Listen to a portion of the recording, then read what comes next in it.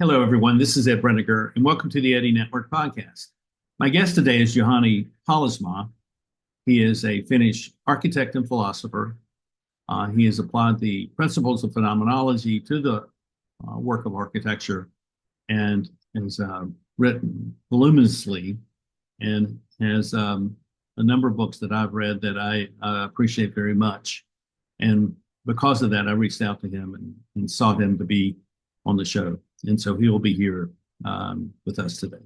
So I'm interested in you as a Finnish person, and interested in you as someone who is in his mid 80s and your experience. Almost late 80s. Okay. 88. Well, I describe that as you're in the third half of your life. I'm in the third half of my life. I'm 71. Yes. And obviously you're still working. I'm working. I come to the office every morning, and I work 10 hours roughly every day. And you see, that's unusual for people who, in the cultures that we have lived in, where you work and then you retire and you do something else for the rest of your life. But you continue to work. I grew up during the wartime at my farmer grandfather's little small house in central Finland, and there people never retired. Yes. During the war years, and I have adjusted the same attitude. It's not even an attitude. It's just an automatic reaction to things. Yes. When I leave my flat, which is 3 minutes walk from my office, and my wife happens to say something to me after I have opened the door, the main door, I get a bit angry, and I said, dear Hannah, that's her name, don't talk to me, I'm at work already. I shift my mind to work at that opening of the door. And those are things that come from early childhood. So you have a clear threshold between work and home life. Yes, and I think that's important. Although I often begin an essay or make the final corrections lying on bed at home, because that is a condition where you are most relaxed, and then you have most sharp energies to project on your work. I wrote my first book is a book on leadership called Circle of Impact, and I wrote probably half of that lying on my back in bed in the middle of the night, typing into my phone. Oh, for me, using pencil or pen is important. Connection with the body is very important. Hand. So I don't really think in words as they are pronounced or read. I react to them as they are written, as a kind of a physical, tactile thing. Are you familiar with the Danish philosopher Ola Fogh Kirkeby? Only the name. No. Well, I interviewed him last year, and I think you'll appreciate this. One of his main contributions to the world of philosophy is this idea called the Eventium.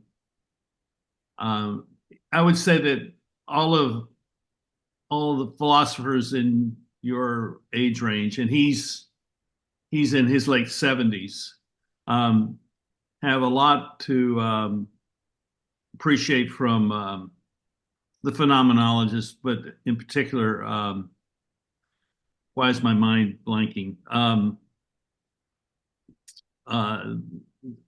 Anyway, the German Heidegger. Yes. To Heidegger, And It has been important for me earlier. well, Ola has this thought that being is not the right word, and event is not the right way of seeing an event. It's rather the eventium, which is sort of a context of becoming, a mashup between the past, the present, and the future, all taking place kind of simultaneously. And I kind of like that idea that we're always kind of in movement and transition, and life is constantly unfolding for us. Yes, I think that also applies to work and writing. In my case, the writing and drawing, sketching, they are the most exciting things when something is emerging. And it's an interesting situation that your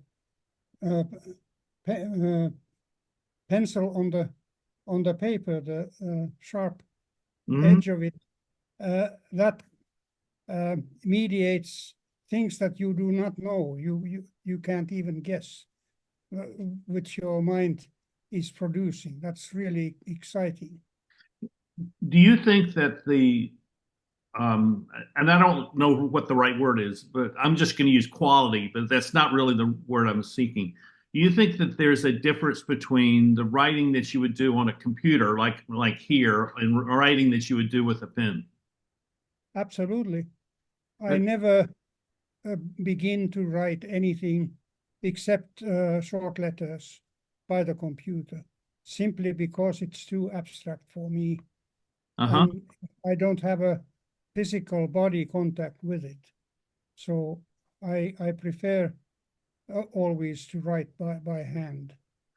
But would you say something about my handwriting has become rather messy by age, so that I have difficulties myself reading my handwriting. well, I'm with you on that one too.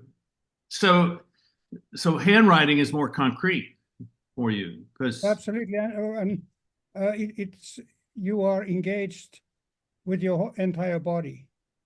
It is physical and tactile, whereas writing with a computer, it's purely intellectual and purely verbal.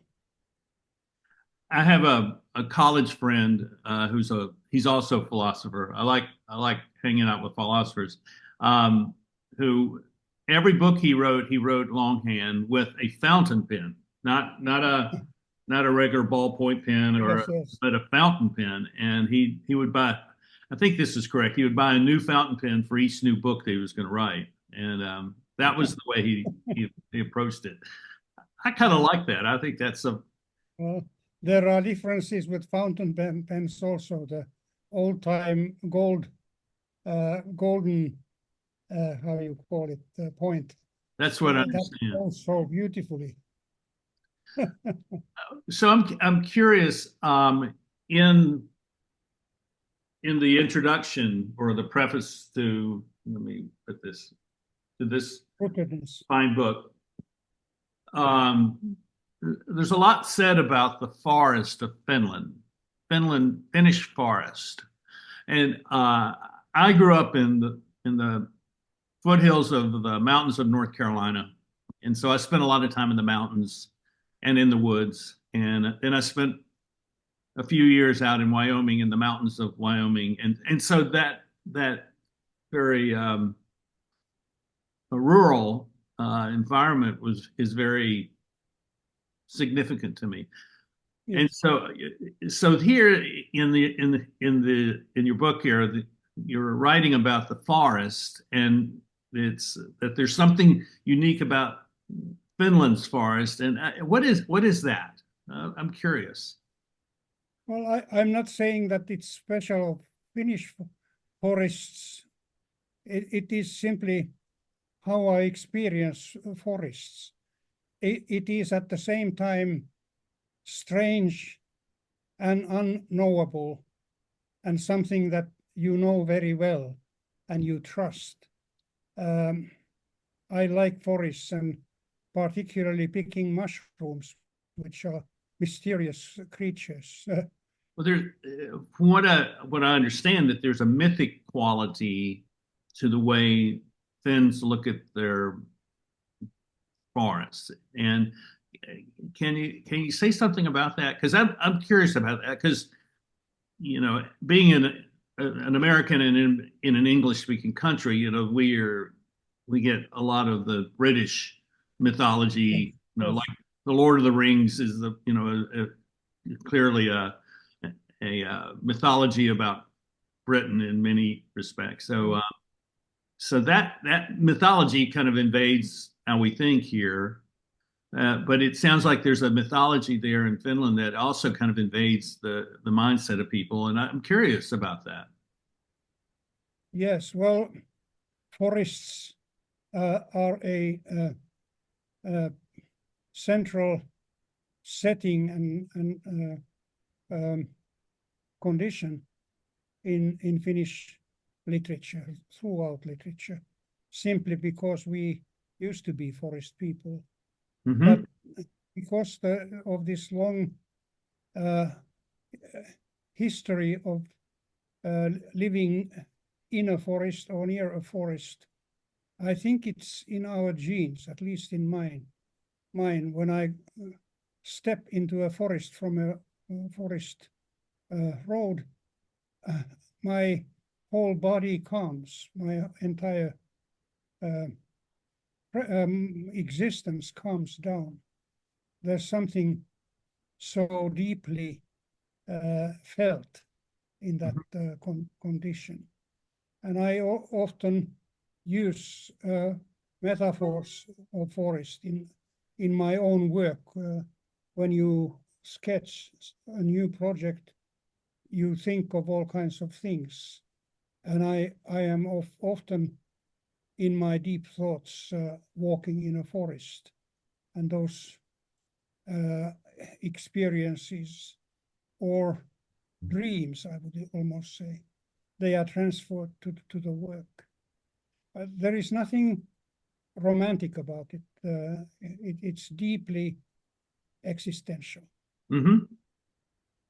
I understand that very well, because what I find is that, and we could expand this to just to talk about nature itself, but I find that when I'm in nature, whether it's in a forest or in the mountains, that I feel a greater sense of the proper proportion between me as a human being and nature as this animate place of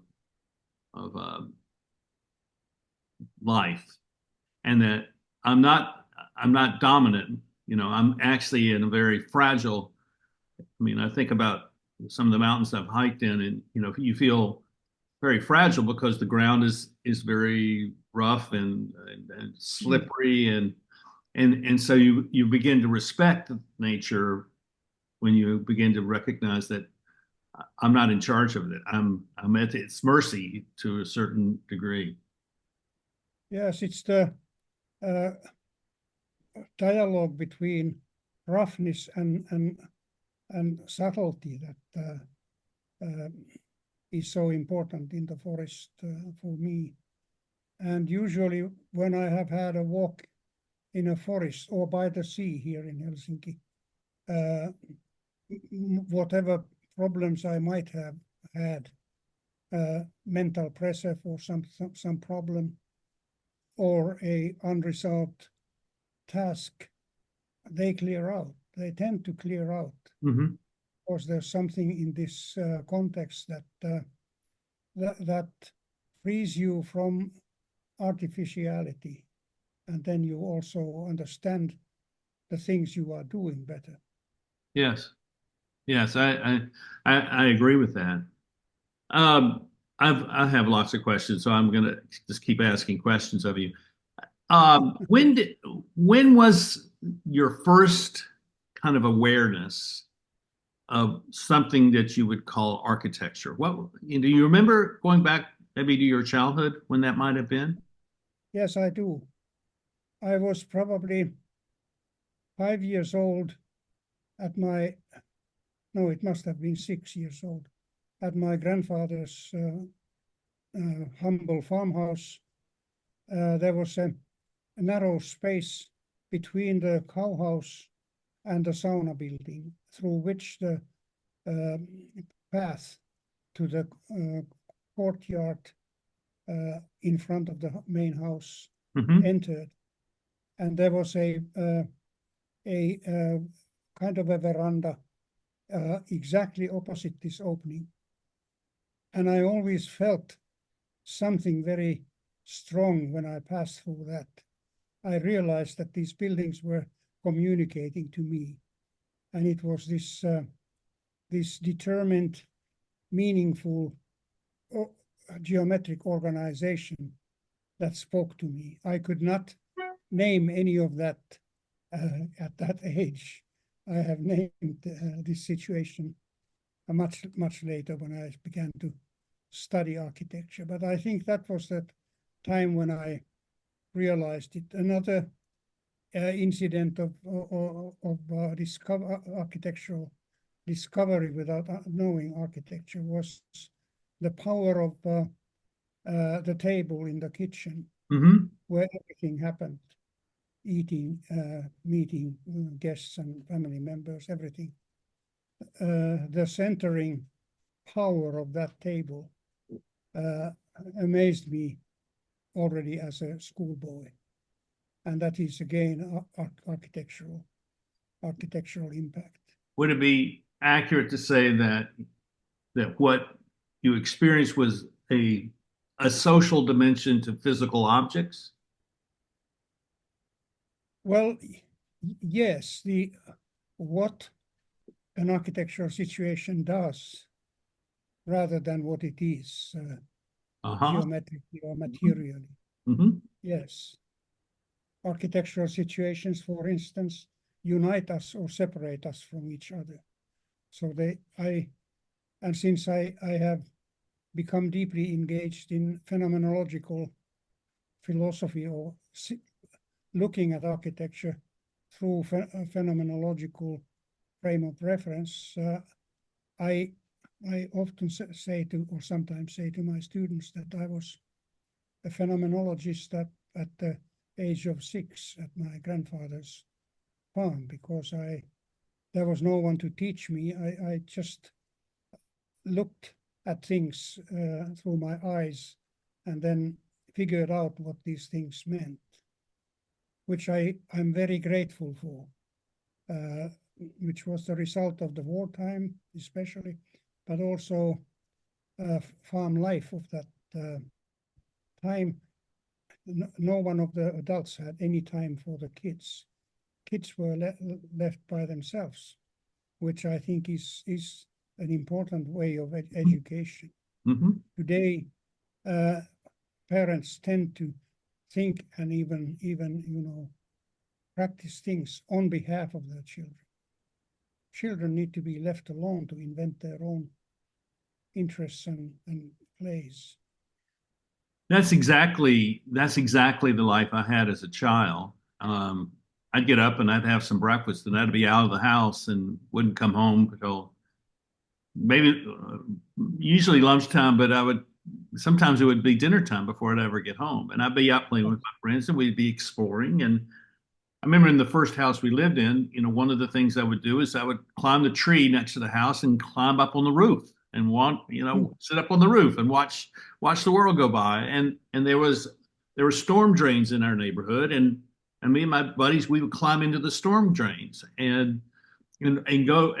And one of our friends took medicine bottles and took some alcohol and a some piece of cotton, and we created little lamps for us going through the. I mean, this is adventure. This is the adventure of childhood. And then there were the older boys who told us that when the city finds out that their children in the storm drains, they turn on the water and flush them out. I mean, it was a fun time, but it was a time of real freedom, and it set the course of my life. And my grandmother, who she grew up in a very different world than mine, and and had 4 daughters and then 15 grandchildren. And when I was 12, she recognized that I had that kind of wild, adventuresome spirit about me. And she told me, says, you may do anything you want, but do not bring shame to the family name. Mm. And, Mm. and that has been, I have followed that ever since. So that, and I look at the world that many people have, um, and many people that I know, and they did not have that sense of freedom to explore and to discover what their own innate creativity could create. Well, part of the freedom was that at least I was permitted to do anything I wanted to. For instance, I could not swim, but I could spend my days by a small river that ran through my grandfather's lands. And I was there every day in the summertime, to the degree that I knew all the fishes in the river and had given them names. And when my grandmother would say, Juhani, could you go and catch 2 fishes for the dinner? I would ask, which ones shall I catch? Because I had first names for them. But this is the kind of intimacy that develops when you are left alone in situations and not explain too much. It's a good word for it. It is. There's an intimacy with nature that we gain that way. And well, 40 years ago, I designed an exhibition on animal architecture, which is known in different countries now. And in fact, my idea on the subject matter began at the age of 6 to a hay barn, and find a hole in a log and a swallow's nest on the other side of the log. And you could watch their life from the distance of the thickness of the log. And I paid attention to the fact that when birds came to construct a clay nest, they would land at the edge of the nest and then shake their head very quickly. And I could not figure out what they were doing. But when I was first time working on a construction site at the age of 17, and I assisted men who were laying bricks, I understood. What men who laid concrete, and they knocked the concrete in the same with the same kind of a gesture, and I realized this was the same thing. In both cases, the swallow and the workman wanted to take extra air and water away from the concrete in order to make it strong. So in fact, I started to prepare this exhibition, which became rather widely known, was at the age of 6. I'm telling this just to suggest that there are certain things that are have so important, deep mental meanings that they follow you through your entire life. I totally agree, and being able to capture that in our memory is really important. And because I know people who don't remember things, they live only in the present, and they don't. Well, that's what humanity is going to do increasingly with all these new inventions. Few people are present; they are away, communicating through some device. But we're not just who we are in the present. We're also the person we were before and the person That's right. where the realized potential of the past and the unrealized potential of the future all operating in the present. Yes. I think that's a way of putting it. Is my I remember things from my childhood, and I remember and one of the things that was really important in my family was of telling stories of the family, the previous Mm, generations, and it mm, sounds like you had that same experience with your grandparents, and of having that connection to the past that is not is meaningful and it has some concreteness to it because of the people that you knew in the past. And I think and I see that that's not true for a lot of people today, and that's I mm. think problematic for them feeling a sense of awareness about who they truly are. The in the at the time of my youth during the war years, um, nobody read to the children in the countryside anything. Everyone was busy from the moment of waking up to the moment of falling asleep, doing some purposeful work. So even that moment, which is nowadays spent for listening to connecting you with your larger family, were something you needed to imagine yourself.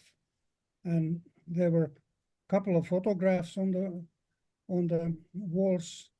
There were old objects. The furniture was inherited from previous generation. Mm-hmm. So you sort of lived the life of your parents and their parents in your imagination. Mm-hmm. It was not told to you, and it is this live history and live story of nature and everything that I value so much nowadays, and find our educational principle. Do you feel like architecture is? Problematic. Do you feel like architecture is one thing, and then you have the design of objects that maybe fit into it or surround it, and then the larger picture of, say, a city that is a form of art. Do you feel like there's a sort of a living aspect to it? Absolutely, absolutely. Uh, Architecture is a device that organizes and presents space, or I would rather say place, to us, but also it reveals the continuity of time. Architecture is very important in creating our layered sense of time. But the importance of time is not so much understood nowadays in architectural education and conversation. Is it in that world? Is it architecture a utility, something very utilitarian, and that is done to forward sort of the institutional nature of the modern world? Well, in our time, and I would say last, architecture has lost much of, perhaps, or even most of its mythical echo. And architecture used to root us in a historical continuum beyond our own age. Whereas today, everything is about nowness. And I think this is one of the main sources of poverty in today's urban environments, is that we are living in now, in a singular moment instead of a continuum. Yeah, I agree with you. Are you familiar with Christopher Alexander's work? Well, I knew him 40 years ago. I I have his books. I've been reading through his 4 volume The Nature of Order. Yes, I know it. I don't have it, but I know it. It's it to me it's inspiring because it takes the physical culture of the world and marries it with the human culture of the world in a way that creates a social environment where people can live harmoniously. And now, whether we will do that, that's another story. But he maps out that in Yes. really significant detail. And that Well, was my first entrance into architecture, other than taking up one class at an art class on cathedrals and castles when I was in college. But he was the kind of the entry point for me into thinking architecturally, and it's been really helpful. And now reading your work really is helpful to me because I see the human dimension to all of this, and that's very important. well, I don't make a categorical distinction between temporal experience and material experience. I think Mm-hmm. they are both dimensions of the experience. And Uh-huh. so the temporal is part of the material world, and usually it is either unthought of or then deliberately eliminated. I'm very interested about the how the material world settles us, our existence in this world. And I'm, for instance, become quite critical of the use of space in architectural talk, because space is a abstract concept of physics, the science of physics. Mm-hmm. In architecture, we don't deal with space. We always deal with place, Yeah. or as Louis Kahn always said, rooms. Architecture deals with rooms, not space. So there are certain. This is an example of how a use acceptance of progressive language actually turns you away from the essence of the phenomenon. That is why philosophy is needed, is to prevent us from making such fundamental mistakes. So,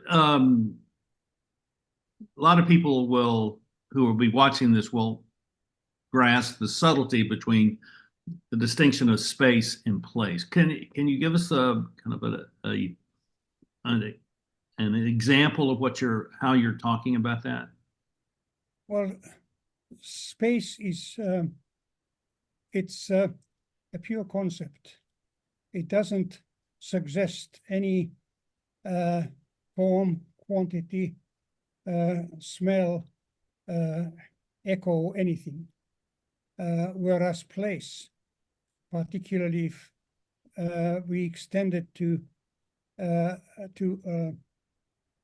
atmospheric experience, it is all of these adjectival dimensions are part of that experience. And architecture is not abstraction, it is something that we experience concretely. Let me work off an example of what I'm experiencing. So I purchased a new house last winter. It's an old house, over 100 years old.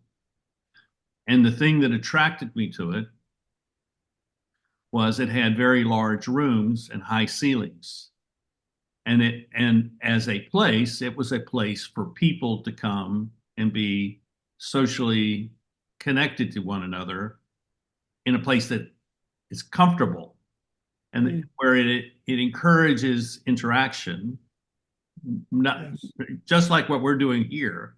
Yes. And I had seen so many of the houses that were available to purchase, new houses, that felt very cramped. The place was cramped because the rooms are small, and so the space, the abstraction of the space was, it was not designed for human flourishing. It was designed for efficiency in the construction of the dwelling. Does that make sense to you? Yes, but a small place can also be very pleasant. It can really hold and protect you very comfortably. But the designer or builder needs to sense what experiences and sensations one wants to mediate. I follow exactly your thought about the quality of a larger room, but another architecture can also express similarly important emotions and experiences through intimate scale. That's what I'm trying to say. And as I'm saying this to you, the thought that came to me was, I wanted this kind of space because that was the space that I had in my grandmother's house. A large space where the kids could run through the house and yes, it is. Yes. It's really interesting. So we carry these early experiences all the way to our grave. They do affect us, don't we? That is one of the wisdoms of an architect when designing a house to a particular person or family, is to sort of psychoanalyze the person through architectural terms, to understand what are the deepest values of that person. They might have been distorted to their opposite by social social values, for instance. As someone who grew up, who was alive during the Second World War, who experienced the aftermath of that war, which was devastating to Europe, and have seen how cities and nations have recovered, and I'm thinking particularly in how they've recovered their cities architecturally. What do you think about where the cities as living places are functioning today in Europe? Is that something that occupies your thoughts at all? Very much so, because city planning is almost disappearing. Helsinki, where I live, used to be a beautiful city, and there was city planning office, city planning chief, etc. And our greatest architects worked on city plans. Whereas now there is no city planning office. It has a different name, which doesn't include the word planning at all. City planning has become purely administrative, business-like agreements, and architecture, in order to be architecture that elevates our experiences and feelings, it needs to have some kind of a poetic goal and poetic sensitivity. But again, increasingly, for instance, or in particular, the design and building of apartment buildings has become just a materialist, quantitative thing. so and so many square meters. The poetic aspect, which means the human aspect, and the existential aspect, they have disappeared. This is my main worry about architecture today, is that it is turning into business rather than aspiring to be an art form as it used to be. So do you feel like what's the way to ask is, do you feel like art has been diminished in the public's eye as a value, something of value that enhances life? Absolutely. Perhaps not so in painting and sculpture and perhaps music and poetry, the arts that are not directly connected with monetary gains, but architecture definitely. And I think there is only one way to improve the situation, and that is that architects become again more interested in the art and artistic and poetic dimension of construction.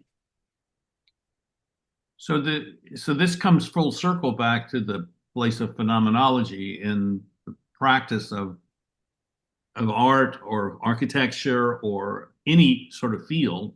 I mean, if you just treat everything as the administration of abstractions, then you're not going to be creating things of beauty or things of unity or things that enhance people's sense of who they are. But if you elevate the emotion and as you talk about the touch, the actual engagement physically with places, if you enhance that, then it's going to have a different effect. Absolutely. When you mentioned touch, anyone can see or feel the difference between old architecture and current architecture. In the latter case, the invitation to touch, to go close, come close and touch, is not there. Yeah. It's often the reverse, that you want to take a step away. Mm-hmm. These are subtle differences in the value of experience. But the primary task of architecture is to make us understand who we are and what is our culture, and sense the continuity of that culture. If we begin to doubt whether our culture has a future, we are in trouble. And of course, in today's world, that doubt has emerged again. Mm-hmm. I agree with you. Yeah, I've been doing this podcast for a year and a half. And this morning I published the 160th episode. So that's a lot of conversation. And about 3 or 4 months ago, and this is one of the reasons I reached out to you, was I became concerned that a lot of the people that I was interviewing, having a conversation with, were business people and academics and people who were seriously good at the abstractions. And I'm not being critical. I'm not being negative. I'm just saying I'm being observant that these people are very smart. They're brilliant people. But I felt like I needed to talk to more artists. And I view you as an artist. As an architect, I view you as an artist. And so it's been fun to begin to find people. I've interviewed a friend of mine here where I live in Winston-Salem, who is a professor at the School of the Arts, and he's an expert on the history of music theory, sounds like a very boring thing, but it's really not, because he's also the music director at my church. And you see him bringing music to that experience from all kinds of different eras. And it has been very um, meaningful. Meaningful is the wrong word, but it has given me something that I didn't have in other places that I've lived. Yes, I'm just writing an essay on the unity of the arts. Ah, In our world, they have separated from each other, uh-huh. whereas earlier in history, they used to be one and the same thing. Mm-hmm. Great painters like Michelangelo was also a great architect, and there were just numerous of those, because there was no separation between these practices. One of our problems is that we separate everything. And I get always angry when I hear on television someone being presented as an expert. And you hear this twice every minute, expert this, an expert that, an expert. I think that shows the shallowness of our culture. Yeah, I What we agree. need is wisdom. I hope sometime once a person would be introduced as a wise person. That would be something much more important. You know, I think that I mean, you've lived almost 88 years, and I've lived 71 years. We both lived long lives, and we've lived long enough to be able to be very critical of what we see as the result of the modern world. But what I'm curious about is, what is it that you see that's positive in the world that we have today?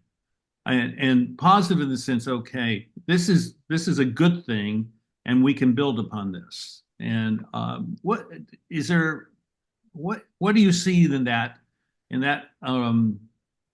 context of goodness or beauty that we can build upon for the future? Well, whenever I read an essay or book or poem or see a fine piece of art, I have confidence in the human being. But then when I listen to the news or walk in the streets, that confidence tends to weaken. I think our culture is simply become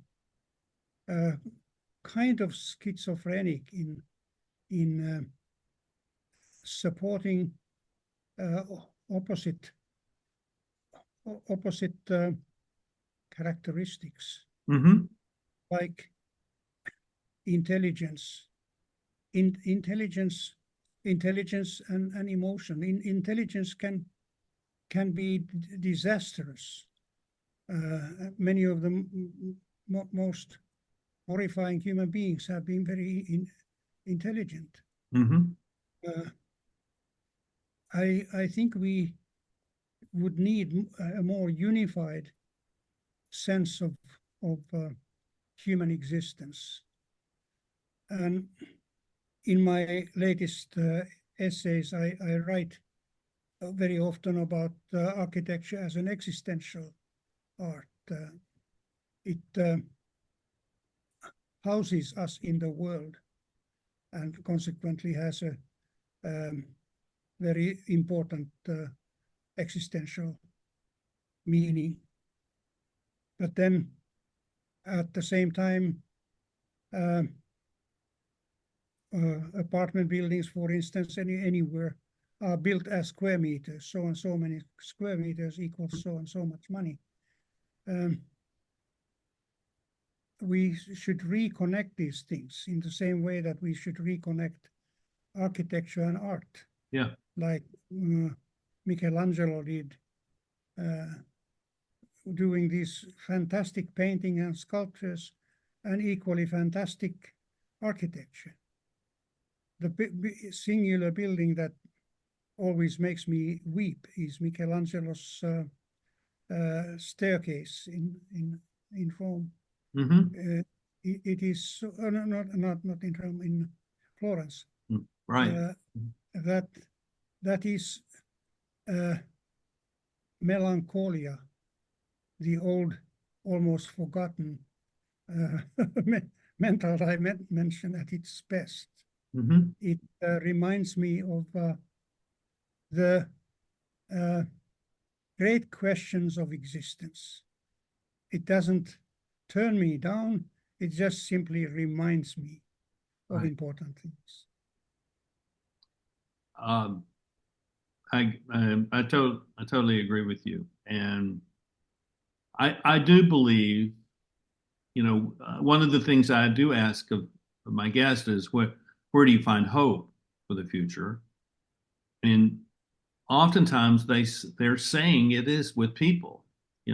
That's what they're saying, and I believe that we're given a false picture of the world oftentimes through the media, because the negative is an easy thing to attract eyes and sell things.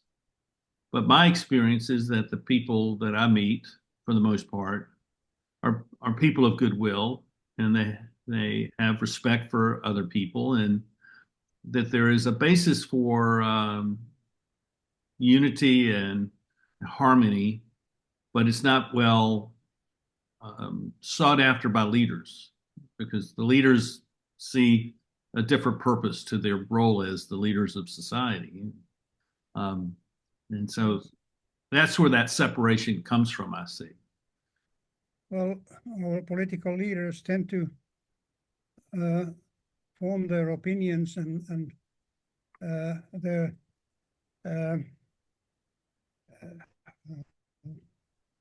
maneuvers on the basis of statistics. Whereas human happiness is something difficult to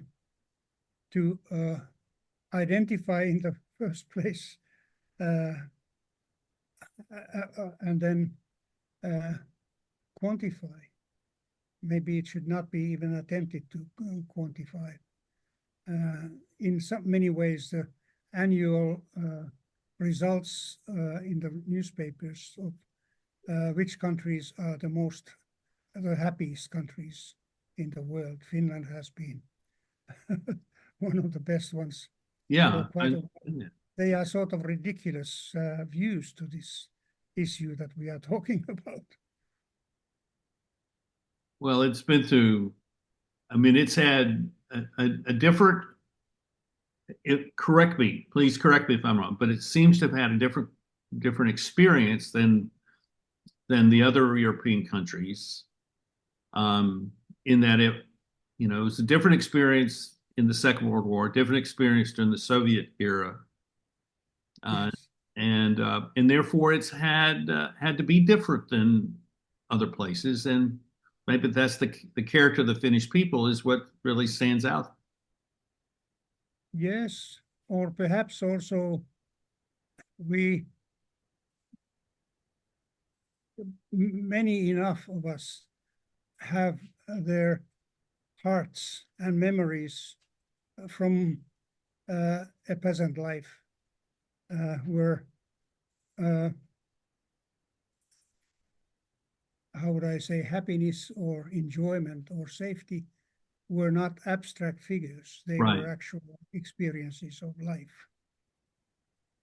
Kind of goes back to the childhoods we both had, where we were free to explore. Yeah. And Yes. I think that may be what is the starting point for people to discover